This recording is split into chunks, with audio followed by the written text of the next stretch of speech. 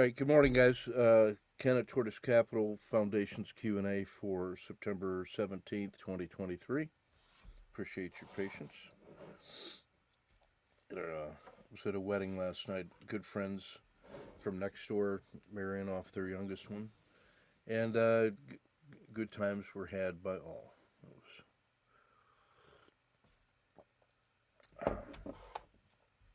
All right, let me do a quick check-in with you guys, see if you have any burning questions.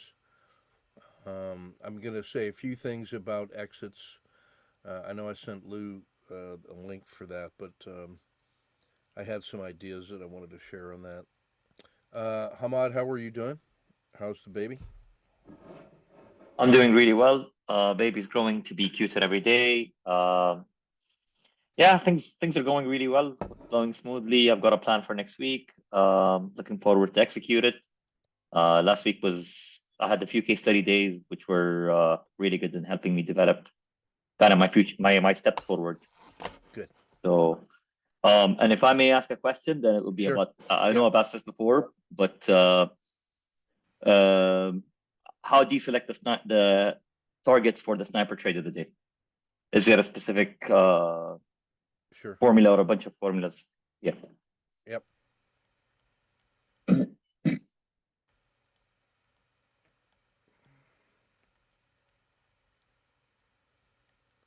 Okay. Greg, how are you doing? I'm all right. I'm struggling along. I did some automation to test out my system, and I run it through the past year of data. Yeah. When I say my system, I mean your work. And I'm just coming on. I'm just barely breaking even. Maybe a 5%, but I'm looking to try and kind of mirror what you do, and I'm after those results. So I'm like banging my head against the wall and kind of at a point of frustration, trying to step away and look at what am I missing from the picture. So I know it's part of the process, and everyone's telling me to power through, but that's where I'm at right now. Okay.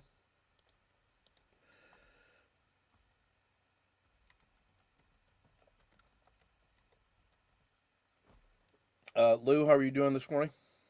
We can, and like you said, I think the exits, that's probably my biggest challenge once I'm in is, managing it and the appropriate exit. So that's right on target for what I'd like to do better. Okay. Alex? Good morning. First, I want to say thank you for spending part of your morning with us. I guess back in a learning mode, if I can say. Trying to adapt your system for my trading time, which is I'd say not during the trade, not when the market is open. And I do have some struggles in there, but I'm not ready to formulate a question yet. Thank you.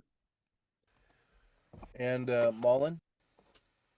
I'm doing good, Ken. I'm just grinding along, making few minor tweaks every week. Looking forward to next week and see what improvements I can make. I'm excited that we're doing something related to exits. You may have noticed I have asked you a couple of times that PSAR flip is the final exit, and why it is not. And I understand your response, but I'm that's what I'm going with, and whatever tweaks I need to make based on what I see, I'm going to make it. Okay. All right. All right. So this was the I was thinking about exits in our overall strategy, and the central idea of uncertainty in the market, and I think this explanation, I'm going to give it a try. The first thing that I want to say is that the RL10 equals price, That is really so central to what we're doing.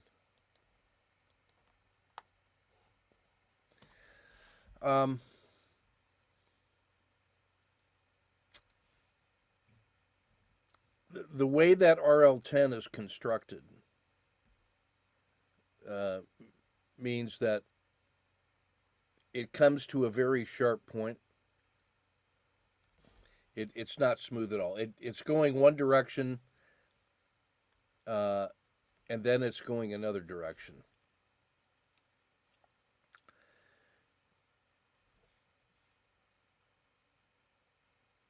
And the central idea of I'll say sniper trading and the SSC is that at some point that thing turns to a harsh winter.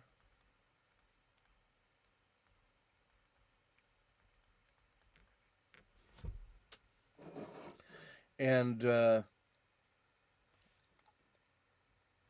this gets to the idea of signal versus noise.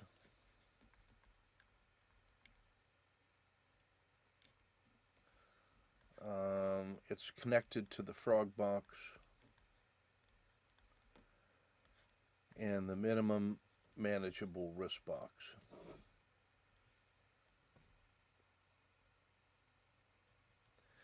So when we see, or when I'm looking at price, what I see are those two anchor points.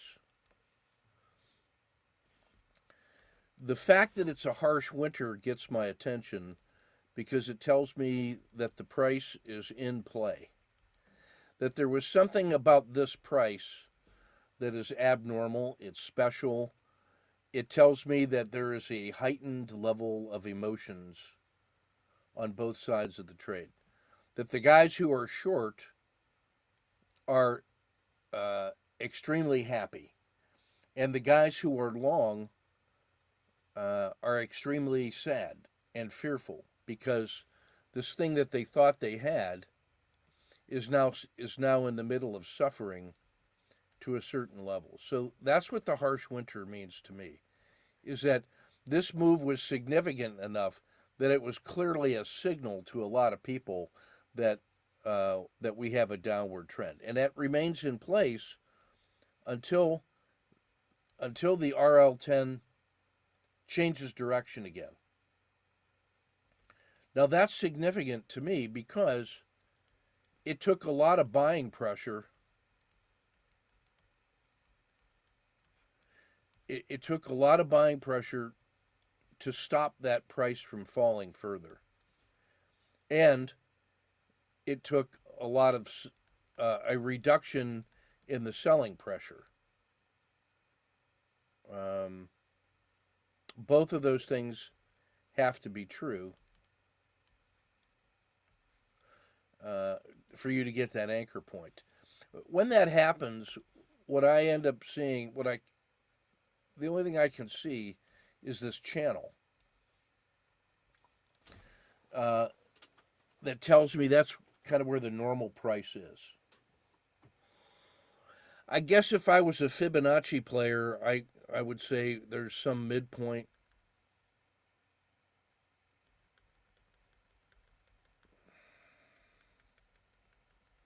About as far as I get into the Fibonacci is something like, I guess, a half.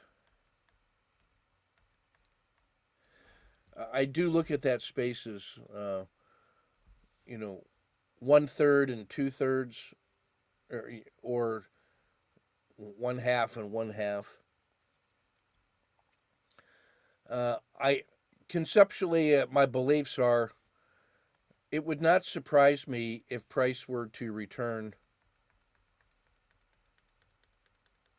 like if it were to get back to the previous peak of the RL10, I'm not allowed to be surprised if that were to happen. If that were to happen, then I have more evidence that what we have is a sideways channel.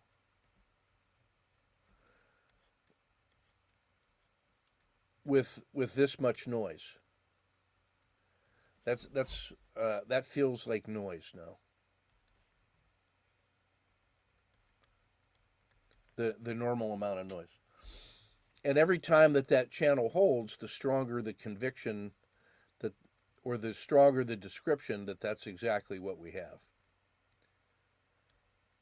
So we don't have that at all until at the bottom of that channel we get a reversal in the RL10.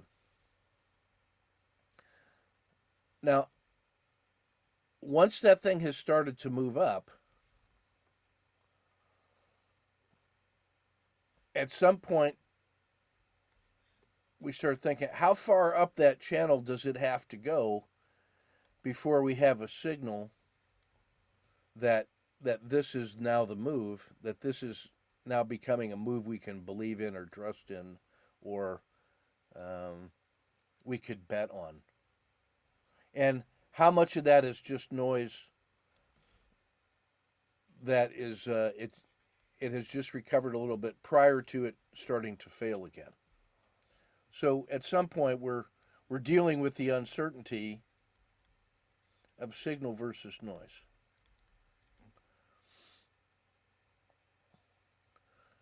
If this were to go past the previous peak, that's the first time I'm entitled to say, I have new information.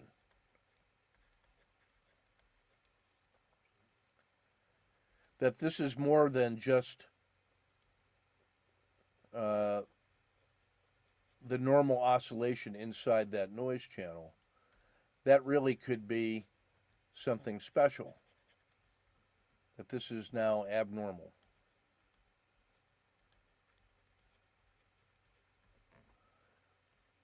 So in one sense, this is really just the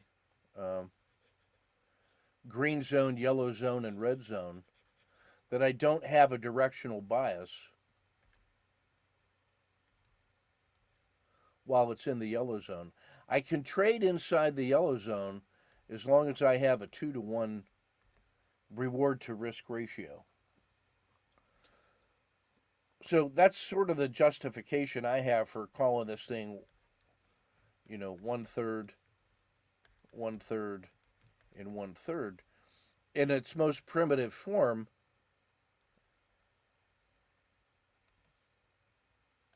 I have to have some kind of an entry as it's moving up the stack. I have to have an entry not later than 1/3 of the way up in order to have 2/3 potential reward on a simple test of the previous peak of the RL10. Check or hold? Otherwise, I cannot trade inside that channel. This is the basis for auto framing, for swing trades. I know a couple of you guys are interested in swing trades. And again, my favorite example is always 5 days down. What I have is 5 lower lows.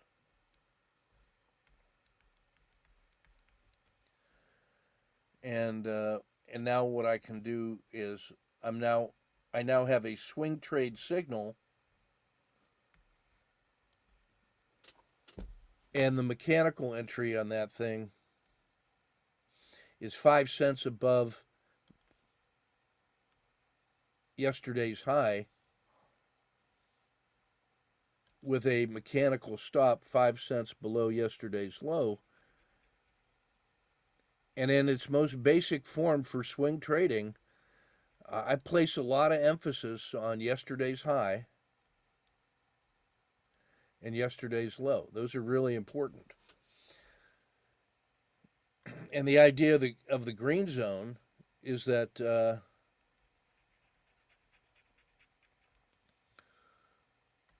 once price breaks higher than yesterday's high,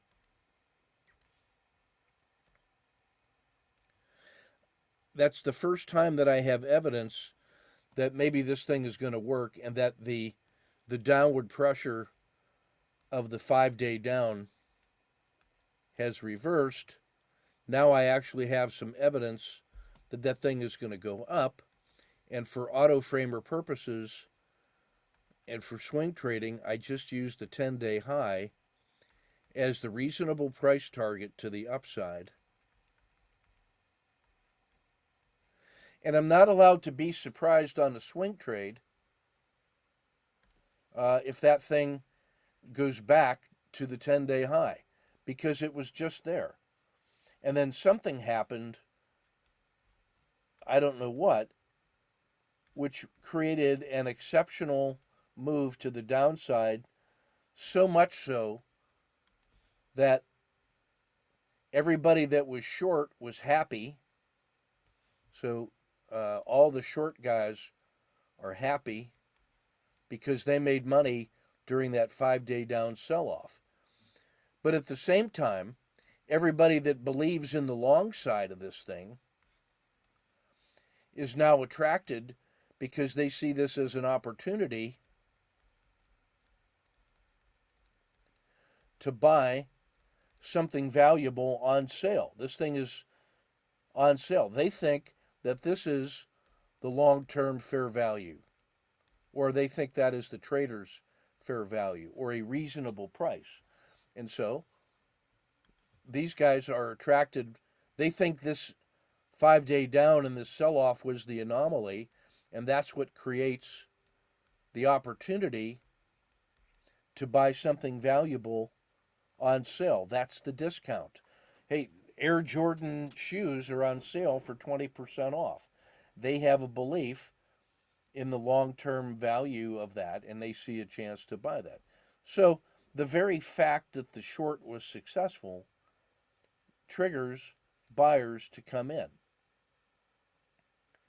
So when we see this move over here, the harsh winter told us that all of the buyers were happy, or all the sellers were happy and successful. Maybe they are full, maybe they're satisfied. And at the same time, all the buyers that are in it, oh, damn it, this thing happened again. All the buyers that are in it are sad and fearful and are determined to believe more strongly in that position. And the reason that they start feeling strong, sometimes when I hit the button on my pen, it continues to draw a continuous line. And I think it just happens, right? So all the buyers who still own this thing that see this start to reverse, they have a high level of emotion. Number one, they just got over a bunch of fear that they had to survive. And now that they see this thing starting to move up, they have reason to believe that maybe this is a buy on dip opportunity. So their fear is now being turned into a belief in the opportunity. And then every guy who is inclined to buy it that doesn't own it, he's not even trying to overcome fear. He's simply excited because here's an opportunity to buy on sale. So what we've done is this endpoint is a signal of a very powerful shift in the psychology. We've gone from runaway fear to the beginnings of excited greed. Now, once this thing starts moving up the stack, all of the buyers, the guys who own it and stuck around, the guys who actually bought it enough to start turning the direction, and then everybody who can be enticed into buying it, I see that as really like three sets of buyers. Buyer number one was the guy who held it all the way down, and he's excited.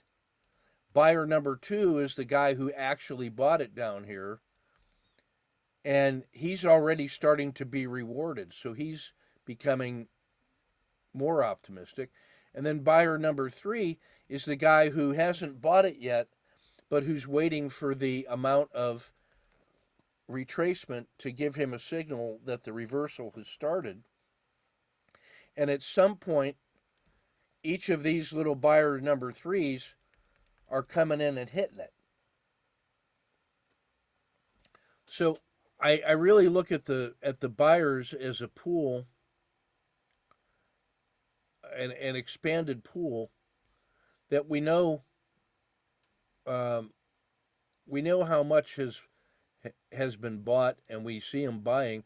We just don't know how big the pool of buyers is eventually going to be on this surge, on this edge, on this cycle. At the same time, they're battling all these sellers.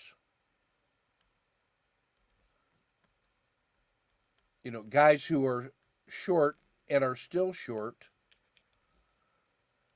guys who are seeing it roll up but who are now expecting that to be a dead cat bounce, and they're just waiting for this thing to roll over so that they can get on the next leg down. And then there's the guys who are going to short it if it goes below that piece of evidence, like the collapsing dragon. So we have this tug of war constantly being set up. All of that is based on psychology and analysis and emotions and reasons. And we don't know how big that pool of money is on both sides of the equation. If you are looking at level 2 quotes, you could pretend that you could estimate how much that is, but you don't really know. The only thing that I can say is when I look at this as sort of if I were to be on the outside, disinterested, and separate my emotions, I see all those guys, you know, this A versus B inside this battle circle, and they're fighting over true beliefs. And I'm just a trader out here just wondering what to do. And I'm wondering in that channel, how far up is this going to go? All I know is that if it gets back to the previous peak, I'm not allowed to be surprised. So I'm working with that 1/3, 2/3 kind of rule. And I'm going to try to refine my entry point in here, but I have to be in not later than 1/3 retracement. Otherwise, I can't trade that at all. So if I come back to my 5DD example, the size of the previous day's bar establishes the yellow zone, because until it breaks out higher than yesterday's high, all it is just noise inside yesterday's price range. And similarly, until it breaks below yesterday's low into the new red zone, I don't have any new information. It's just inside yesterday's noise. So I can only trade inside the yellow zone if I can see a 2-to-1 reward to risk ratio. And so now the size, so if that's my intraday frame,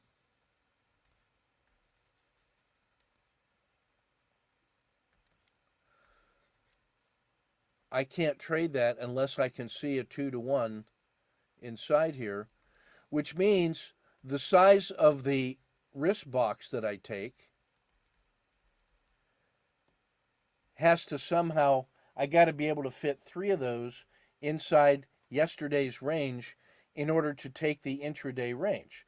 Otherwise, I have to wait for the mechanical entry breakout, which says that from yesterday's bar, it has now given me new information that in that pool of buyers, there was enough buyers who are willing to buy it at a price higher than they could get to yesterday.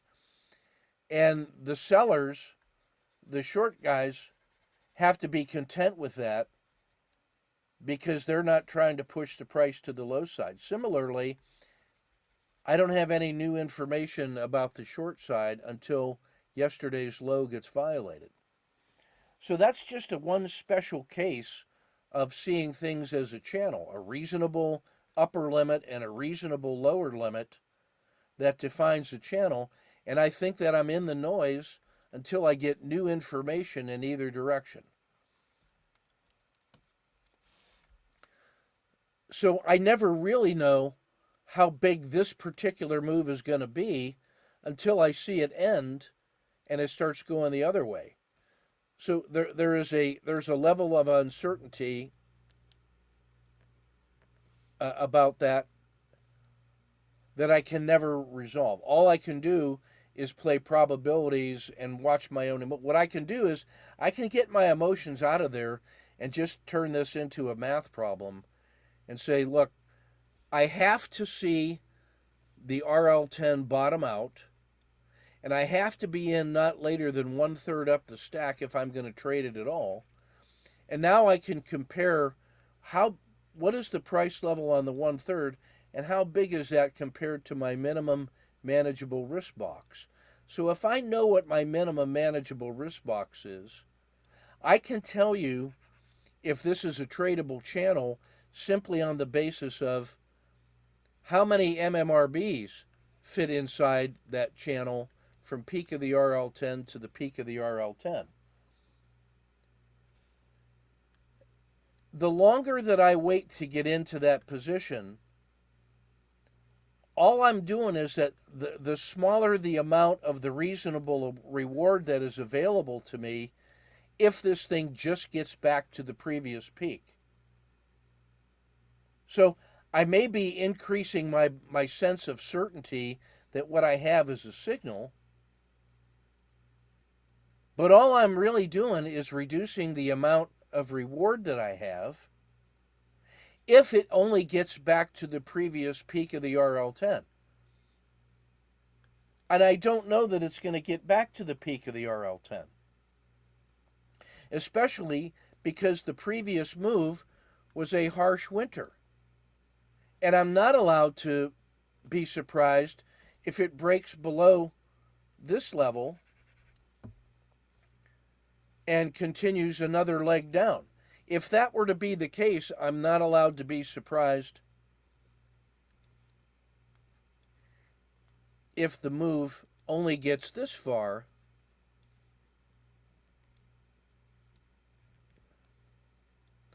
and then starts failing again. So instead of it getting all the way back to the reasonable, perfect previous fair value in a swing trade that was the 10-day high, in a intraday trade, it's simply to the previous peak of the RL10, because if it goes longer than that, it's an emerging dragon, just like this is a collapsing dragon. So the longer that I wait to get in, the smaller and smaller potential value of this intra-channel trade. So I have sort of said the minimum manageable risk box is it was enough to make me believe that I have a potential signal and still maximizes the size of the potential reward on a return to the RL10 and minimizes the amount of open risk that I have, which if this thing fails, I'm now in the collapsing dragon. So the minimum manageable risk box is simply the way that I'm using math to reconcile this problem of signal versus noise and to deal with the uncertainty that I don't know how high this is going to go. And that if it goes back to the previous RL10, I know that I can't be surprised because it was just there and that was a fair value and that was the turning point. So I would just assume, let me just get in, let me hold my nose and get in, not believing that it's going to go, but knowing that I can't be surprised if it gets here. So let me at least maximize the value of that and let me minimize the adverse move that gets me out of it. So the smaller I can make that, the better. If I make that 1 cent, then I'm just barking at noise. The only thing that I have in my favor is that this thing actually, that there was enough reversal that the RL10 actually bottomed out and started pointing its way higher. That's enough information to tell me that maybe, just maybe, that was a turning point. The longer that I wait, the more I have to just recognize that I am reducing the absolute amount of return that I'm going to get if it just gets to the RL10. That's all I'm trying to say on this. Let's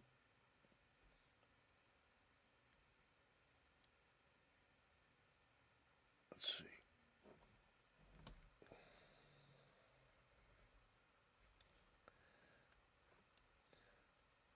So if that represents the bottom of the RL10 and I look at my standard chart setup, at some point I have the PSAR, and I know that if this thing keeps going up, at some point the last PSAR in the downward move is going to flip, and then the PSAR is going to flip this way, and I should have drawn this better. That the turning point in the RL10 is always where the PSAR is going to flip to when price moved up far enough to cause the PSAR to flip. And my standard trigger for a collapsing dragon to the downside is going to be a violation of the bottom of the RL10, which is where the PSAR is going to flip. So, no matter where I decide to enter, in there, I'm always going to anchor my risk to the bottom of that RL10. So the places that I can choose to get in that are any good is certainly not later than the PSAR flip. I say not later, but certainly at the PSAR flip.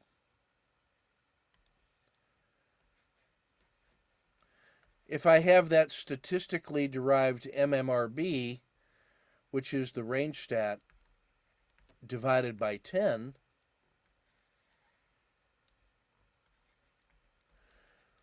so the range stat is the average move plus one standard deviation, the average daily move plus one standard deviation. That is defined as the maximum reasonable intraday move. So if I divide that into 10, and this thing is anchored off the bottom of that move, maybe that's the low of the day, then I have 2, 3, 4, 5, 6, 7, 8, 9. That defines mathematically the upper limit of the maximum reasonable intraday move. So I'm not allowed to be surprised if it moves that far. But if it moves more than that, then I'm allowed to be surprised. In fact, I should be surprised because it moved more than the average move plus a standard deviation. And I know that over the last 30 days, 85% of the time, it moved less than this. Only one time out of 6 did it move more than that. So if it does something that it could only do 1/6 of the time, that's the mathematical definition of surprised. I'm allowed to be surprised if today's move is more than that. So that means that my management goal is to say, if this were the low of the day, and it got there because of a harsh winter sell-off, and that's the low of the day, and now this thing has started to move, then I know if I'm using the MMRB, which is 1/10 of the range stat, then I have this statistical structure that says, hey, maybe this is the yellow zone. Maybe that was the peak in a perfect world mathematically. Maybe it opened right here and sold off harshly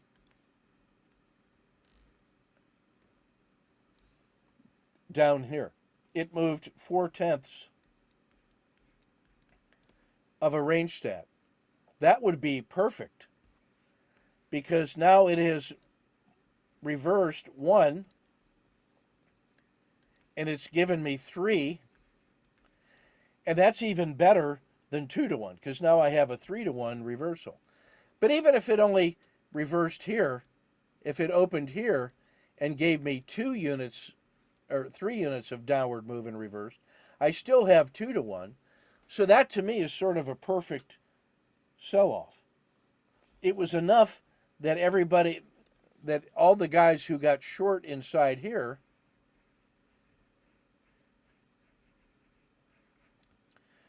got satisfied enough so that when the buyers came in, the sellers were content and they sold their, they bought back their position.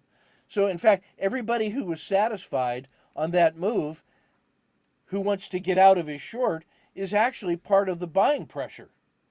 He was satisfied. Plus everybody that was long this thing is a new buyer coming in and wants to buy it. And then there's some number of guys in the buying pool that are tempted to come in.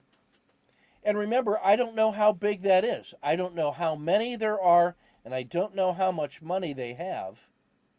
All I know is that statistically, it could get back to this upper limit and not only break above the open and the high of the day, but it might complete the move and get all the way to the range stat.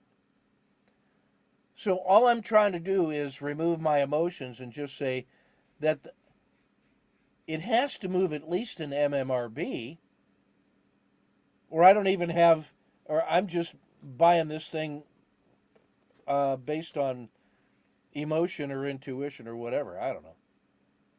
But if it moves an MMRB, I have enough reason to get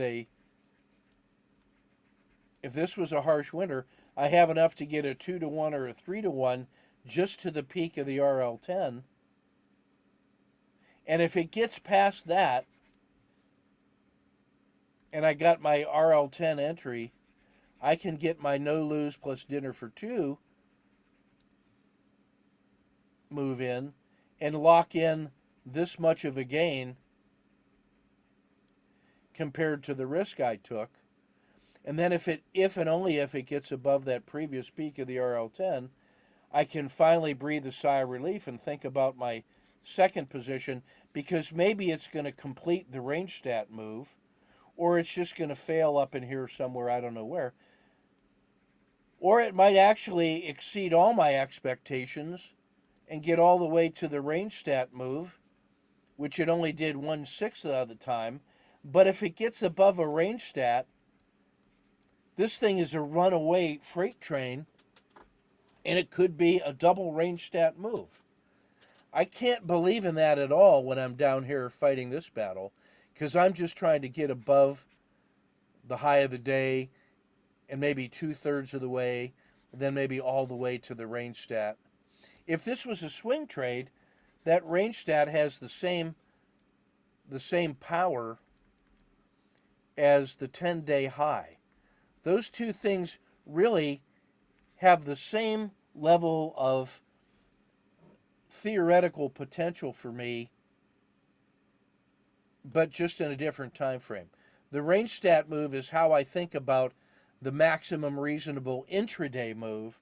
A return to the 10-day high is the maximum reasonable swing trade move. But if it gets there and beyond, I'm really a happy camper. But it only happens 1/6 of the time, statistically.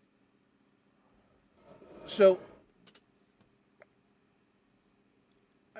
I've just tried to make I'm trying to make the case. My belief is that I got some pool of sellers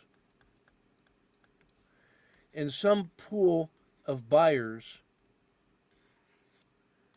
some of whom have already committed. These guys were the guys that were short in the harsh winter and who were content. And these buyers,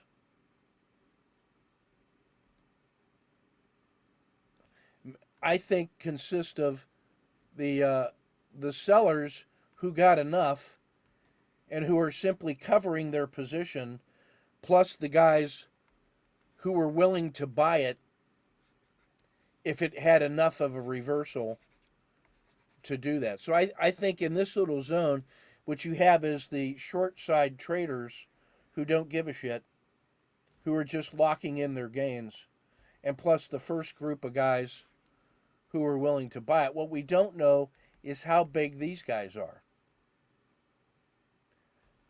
If you think about that, that's why the previous condition that it was in before the harsh winter,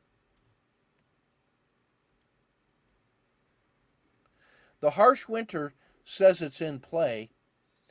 If the previous condition was a great big strong bull,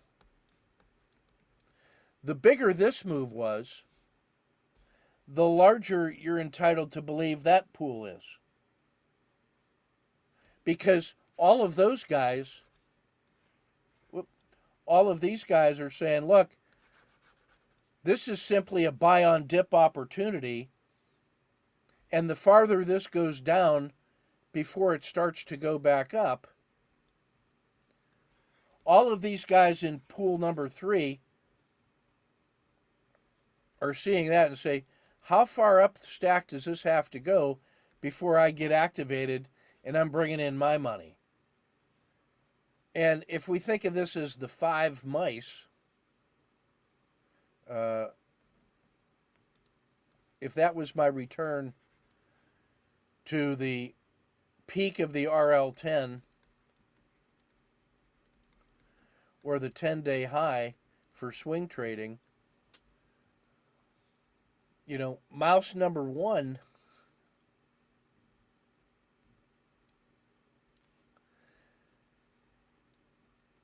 was the seller who became a buyer, who was covering. Mouse number 2 is the guy who's buying with the MMRB. Maybe mouse number 3 is the guy who's buying it just short of this. Maybe mouse number 4 is the emerging dragon. And then mouse number 5 is the guy. It has gone a significant level higher than the previous high. And now mouse number 5 has to buy it, and he's the grumpy old man. So all I'm trying to do is be mouse number 2. Mouse number 1 is that bold young trader who was short and then immediately flips to long and is just doing this mind state flip and getting paid on the spread. So I don't want you to ever think that there's some mathematical pure reason that works according to some deep theory of the market. If you were a believer that I could just find the right pattern because that's the way the market works, then you'd have to have some kind of belief that this dynamic relationship between the sellers and the buyers is kind of like always the same. It's my belief that the previous condition of the market is so variable, and the time of day and the rest of the sector that it's in and all the other competition and the other opportunities and the amount of noise, and I never know how big this pool of buyers is. I can't ever reduce that to the point where I think I can get the perfect entry. All I can do is get the good enough. So all I'm trying to do is just say, well, let me hold my nose and I know my MMRB, and I know the mathematics of that frame, and if I can get 2 or 3 to 1 inside of that little channel, then that was on the intraday. If it opened here and sold off that much, if it sells off a frog box or 1.5 frog box, that's going to be a harsh enough winter, or a harsh enough move to create a harsh enough winter. I can also measure that by saying that was the open, and that was the fail stat. So the fail stat, we say, is for the last 30 days from the open to the low of the day, how far was that move? How far is that move on that part of the candle? And if I just take the average of the last 30 days from the open to the low of the day, I'll just call that a fail stat. So on any given day, no matter what, when that thing opens and starts to sell off, the first thing in my mind is, well, I specifically have yesterday's low. So I'm not allowed to be surprised if it goes from the open and goes down and tests yesterday's low of the day. And I'm interested in that price level because if that fails, I have a mechanical entry. Instead of the 5-day down, I now have a 6-day down. And the size of that move, it's just continuing to go. So wherever it decides to open from the close to whatever the gap was, I know where yesterday's low of the day was. And I also know statistically what was the average percent move from the open to the fail stat. Now, maybe this is lower than yesterday's low because there wasn't much of a gap. Okay. You know, if this was the open and that was yesterday's low, maybe the fail stat is down here and it reverses, or maybe it reverses right at yesterday's low of the day, because maybe that's where, or I'm sorry, that should be the low of the day right there. Maybe it closed here. Maybe it gapped down to here and it's a short distance to the low of the day and it starts to reverse. Or maybe it was a big gap and the low of the day is higher than the fail stat. But those two things, the low of the day plus the fail stat, are the first places that I have an expectation that it could reverse simply on the basis of statistics. And then once it starts reversing, if I get an MMRB off the low of today, then I have a manageable level of risk. And I don't know how high it's going to go, but I mean, I can think about adding to that. That's the uncertainty that we're always in. And so, well, Ken, when do you always enter? I don't always enter the same way. There's a lot of things. I just think in my mind, I got about 80% math and about 20% discretion. And I'm telling you, I cannot define that the same way every time, because that's what discretion means. Discretion means that it's not part of that 80% rule. I have rules of thumb and I have feelings, but there's a lot of things that go into my trader's brain that are taken into account that discretion. You know, what's the time of day? What's the market doing? Where are we in the 10-day frame of reference? What is the sector doing?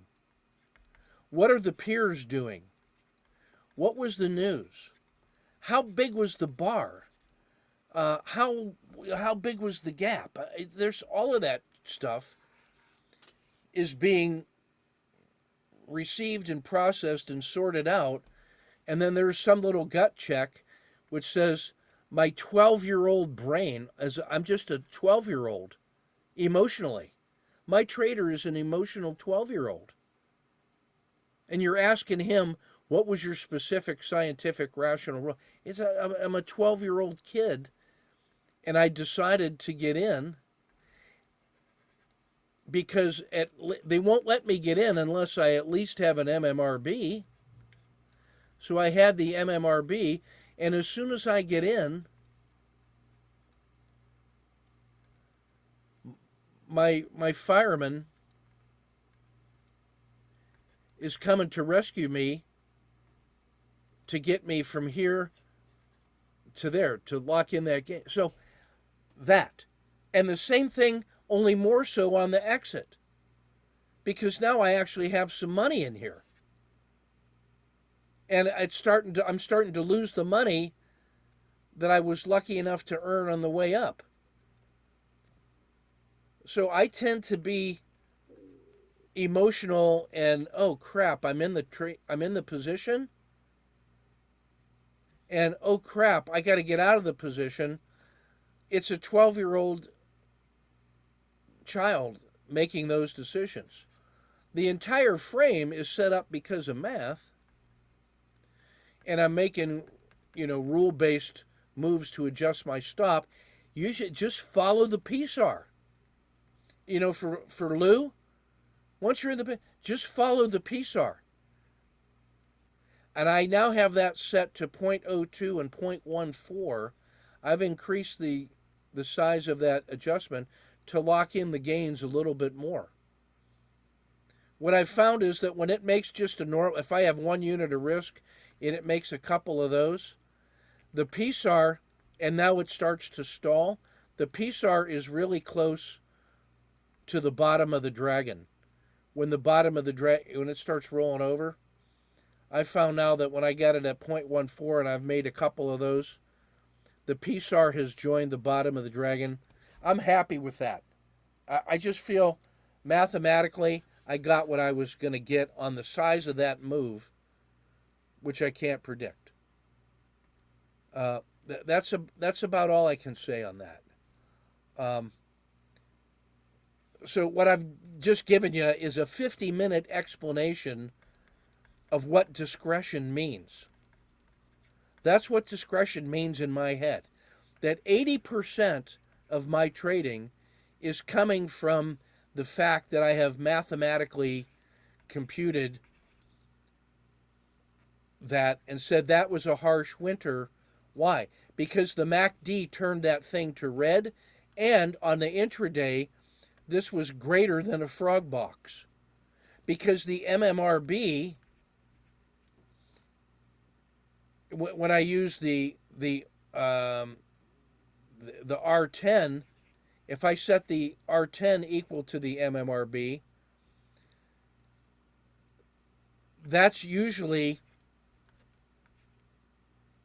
3 of those is usually equal to a frog box, which is the statistical definition of a signal versus noise. Which means if that thing opened here and sold off a full frog box, then that means there was probably 3 R10s inside that.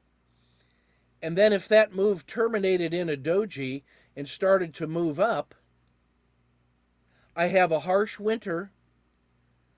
It terminated in a doji. I have an R10.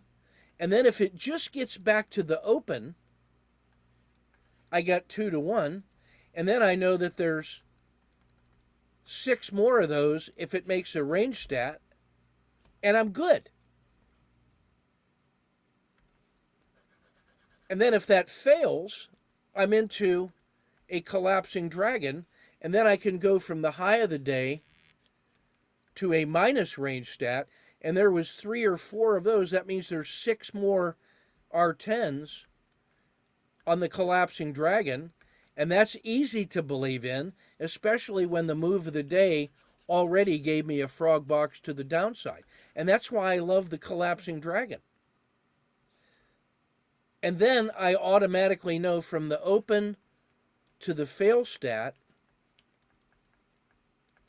how far this thing can go before statistically, on average, it made a low of the day. And then I know that there's 10 R10s or 1 range stat potentially to the upside before that move is done. That's what 80% of my success can be attributed to, is that frame. Just that. And all I'm doing is trading from the open to the close minus 30 minutes.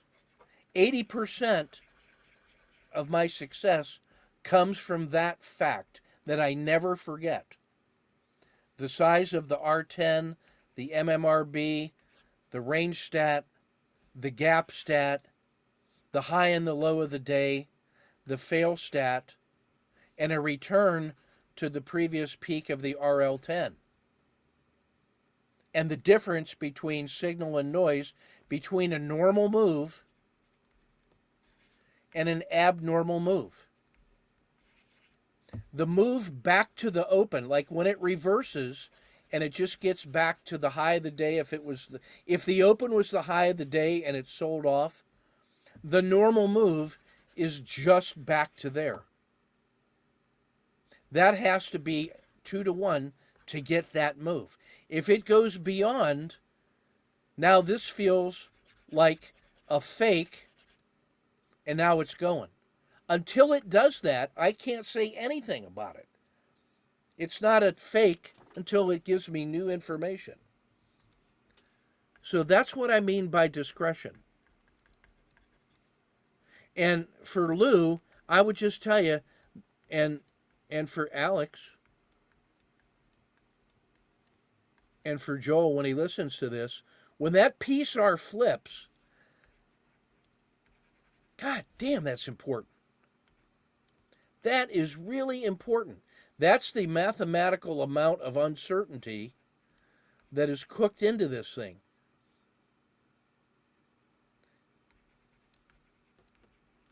And when the size of that's my execution risk. That is the first, if that thing starts going up and then fails, that is the first price that tells me that maybe it's going to revert back to this. But until the RL10 breaks below that,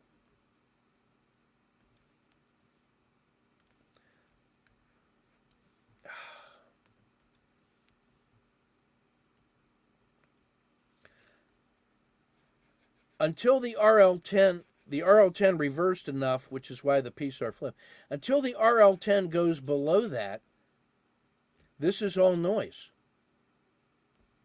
The RL10 is what passing below is what makes that PSAR flip. It flips at the end of that bar. So remember, if I had a harsh winter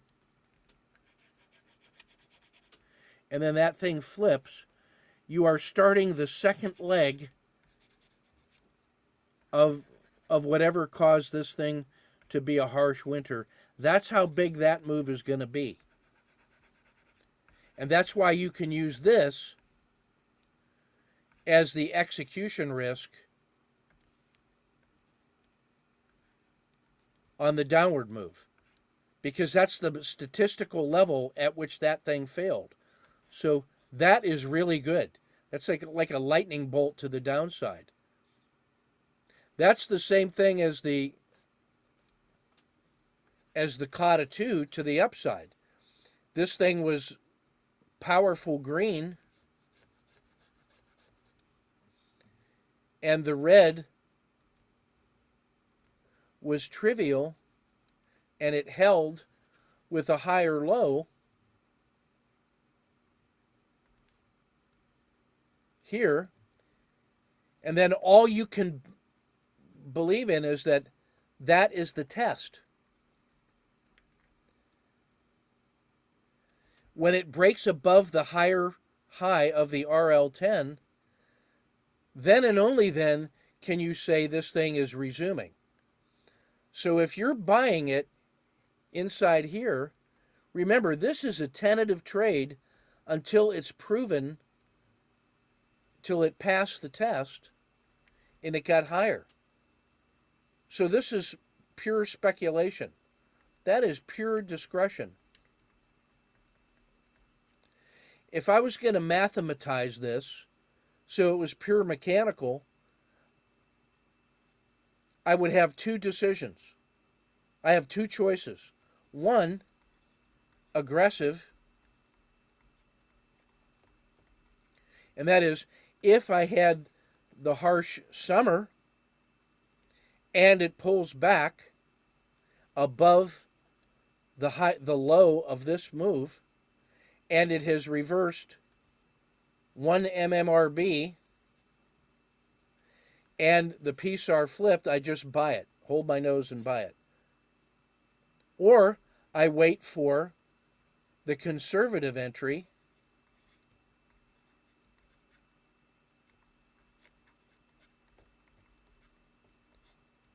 which is the emerging dragon,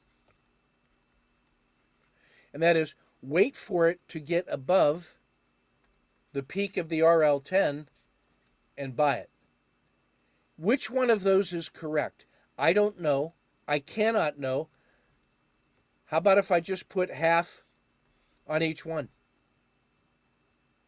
That's the same as the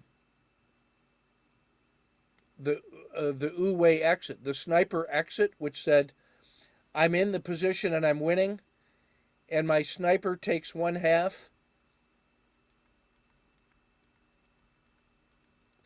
and my PSAR takes 1/2, and I end up getting the average exit. How about I just get the average entry and stop worrying about shit? Worry comes from the fact that you're trying to define discretion with mathematical precision. And what that means is you're going to keep splitting the hair until you're trying to split the atom, and then that's going to be the atomic explosion. Maybe that's the insight that you just had. So worry comes from you're not satisfied that you have mathematically defined discretion. So I'm going to solve that for you simply by saying we're going to define discretion as the thing that you don't worry about, and that you resolve the tension by just taking trade at 1/2 the position size that you want to trade at, and make that your MMRB entry. Trade at half the size that you're used to trading until that becomes no worry. Keep cutting your size in half until you stop worrying about it. That's the position size that you should be trading at, that satisfies your monkey mind that's worried about shit. And then if it breaks above the RL10, put the other half on. Or what if you make that 1/5 and 4/5? Hey, even better, what if you make that 1/5, 2/5, and 2/5? And you break your little chunk up into this. First position, 2-hour battle drill, 4-hour battle drill. Done. Stop worrying about it and start doing something about it, which is turning it into a good enough rule set that allows you to trade without worry. Let me tell you what your edge is. 80% of your edge is coming from the mathematics, and 20% of your edge is coming from the fact that in this tension between the sellers and the buyers who are locked into the true belief and are tipping the scale and all that stuff. Step outside that and trade worry-free. Be a worry-free trader. You know who's worrying about this? The guy who's inside the trade saying, did I get it right? Did I get it right this time? And he's trading at a level of risk where his emotions are tied into all of the money that he's got on the line. The first mouse, the young kid, he's got his entire net worth in that trade. He's got to get it right. That dude is the epitome of worry full. You want to be worry free by trading at a level of risk that allows you just to see the math of it and not freaking worry. Said, hey, I bought the MMRB off the temporary low, but if it fails, I'm in the collapsing dragon, which is a better trade. And I've got 2-to-1 just to the top of the channel. And then if it breaks above that, I have information that the previous thing is working, so I'll add more. And I can add more at the 2-hour battle drill, because why not? That's all. Hey, I got in here with that much risk, and I got 2R in hand, so I can add another position, because if it comes back 1R, I can scratch, but I'm not even going to let it come back a full R. So the 2R battle drill is how you stop worrying about when to add a new position. Hey, it's good enough mathematically. Stop worrying and start executing ruthlessly. Execute ruthlessly. That's what you got to do. And stop worrying about it. And then you're trading at a small enough level of risk that you're trading your chip stack. You got a chip stack filled with all of these tiny little chips that represent your individual level of risk. You are trading on your chip stack that you're at the right table so that you can do 1,000 of those. You know what 1,000 is? It's the reciprocal of 1,000th. You know, everybody says, hey, don't trade larger than 1% of your portfolio. That's 0.01. Trade 1/10 of that.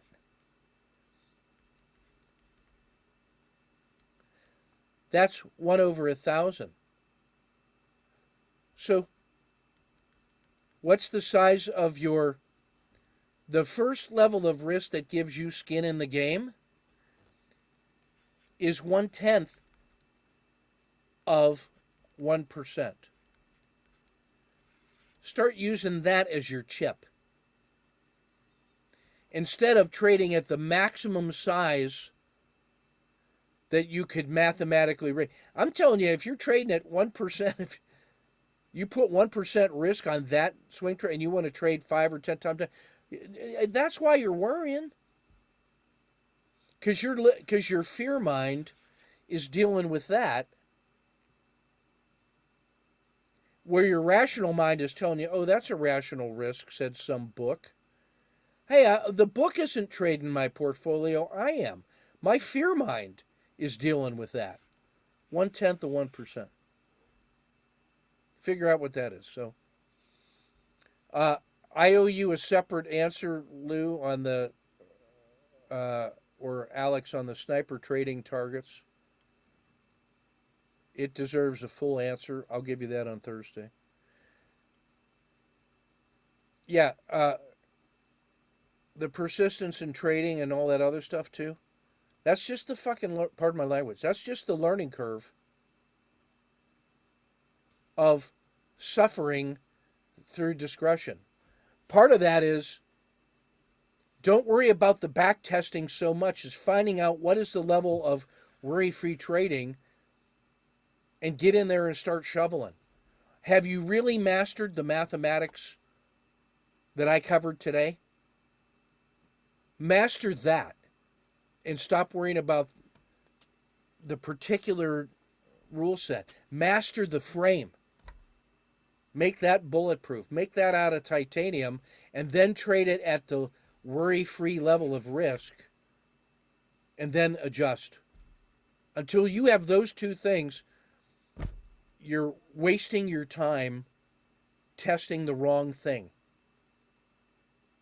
You have to have a firm commitment to understanding that the mathematics of where the RL10 is reversing and what the MMRB means, what the frog stat or range stat means in the frog box and all that stuff. And just remember, the first buyer is the guy who's covering it short. And until he does, that thing is a runaway freight train, which is why I love the collapsing dragon, because that is fear. Fear is your friend. If it does this, doji, and starts failing, you better be so short on that that you can't stand it. C1, trade 2.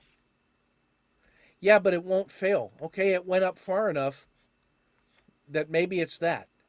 Maybe that really was fear-based, and it's going to go back to the previous one. Yeah, and I got 2 to 1. Good. Don't ever lose sight of the fact that that thing was started on the basis of fear, that it was a harsh winter, and that was your signal for disaster. So this has to be enough room for you to get into the position and then reverse in time to be in the zero state to trade the collapsing dragon. That's how big this room has to be, that little noise buffer.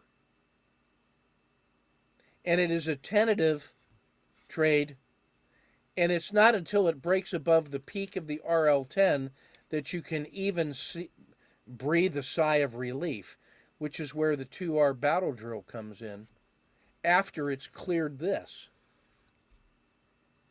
That is absolutely essential. All right, that's everything I want to say. I got to take 1 minute, let it process so the Creativity 202 guys can come in. But it was important for them to hear that stuff too, because that was my work in progress this week. All right, so that's that. I'll be right back, or Kyun and Jeff. I'll be right back.